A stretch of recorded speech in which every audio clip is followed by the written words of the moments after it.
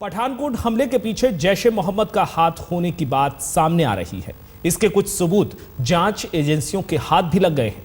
तो वहीं गृहमंत्री राजनाथ सिंह ने भी कहा है कि जैश ए मोहम्मद का हाथ हमले के पीछे हो सकता है। जैश ए मोहम्मद वही संगठन है जिसने साल 2001 में देश की संसद पर हमला किया था।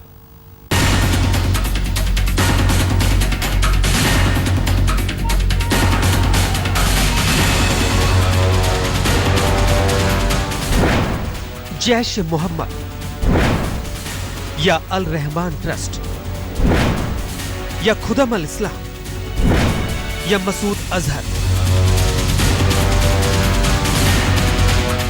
नाम भले अलग अलग हो, मतलब एक ही है। खलनायक। भ्रम फैलाने के लिए अलग अलग नाम का इस्तेमाल, अलग अलग पहचान के साथ केवल एक ही काम, दहशतगर्दी।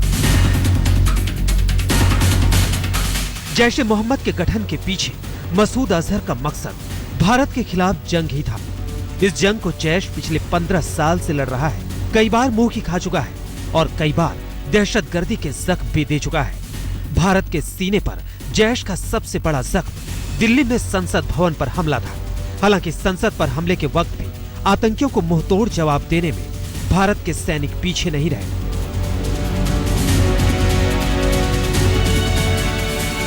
जैश ए मोहम्मद ने संसद पर हमले के अलावा भी भारत में छोटे बड़े कई हमलों को अंजाम दिया है। मसलन 1 अक्टूबर 2001 को जम्मू कश्मीर की विधानसभा पर आतंकी हमला, 14 अप्रैल 2006 को श्रीनगर में 7 ग्रेनेड ब्लास्ट, श्रीनगर और कश्मीर के कई इलाकों में कई छोटे बड़े आतंकी हमले। इसके अलावा पीओके के सटे इलाकों और जम्मू कश्मीर के दूसरे हिस्सों में पकड़े जाने वाले आतंकियों और घुसपैठियों में से ज्यादातर के जैश ए मोहम्मद से रिश्तों का खुलासा हुआ है।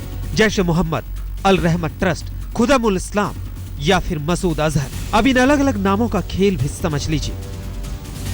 खूंखार अंतर्राष्ट्रीय आतंकवादी मसूद अजहर ने भारत के खिलाफ अपने नापाक मंसूबों को अंजाम देने के लिए साल 2001 में जैश ए मोहम्मद का गठन किया।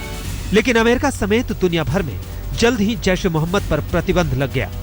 साल 2002 से जेईएम ने अल रहमत ट्रस्ट का मुखौटा इस्तेमाल करना शुरू कर दिया।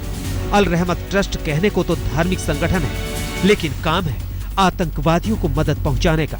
साल 2009 में इसी ट्रस्ट का नाम अफगानिस्तान में भेजने के लिए आतंकियों को ट्रेंड करने के मामले में भी सामने आया। इसी ट्रस्ट के जरिए जैश ए मोहम्मद के लिए पैसा जुटाने का काम भी किया जाता है। तो मदरसों और मस्जिदों से युवाओं को जैश के आतंकी कैंपों तक पहुँचाने का काम भी यही ट्रस्ट करता है। खुदम उल इस्लाम भी जैश ए मोहम्मद का ही एक सहयोगी संगठन है, जिसका काम आमतौर पर तालिबान और तालिबानी लड़ाकों की मदद का था। भारत के सबसे बड़े दुश्मनों में शामिल जैश ए मोहम्मद का यह हमला भारतीय सेना को सीधी चुनौती से कम नहीं है। जैश की बढ़ती हुई ताकत इसलिए भी खतरनाक है क्योंकि पिछले कुछ महीनों में पीओके में सक्रिय आतंकी संगठनों के आईएसआईएस की तरफ झुकाव और दोनों के गलबहियों की बातें भी दबे छुपे सामने आई हैं। आज तक ब्यूरो।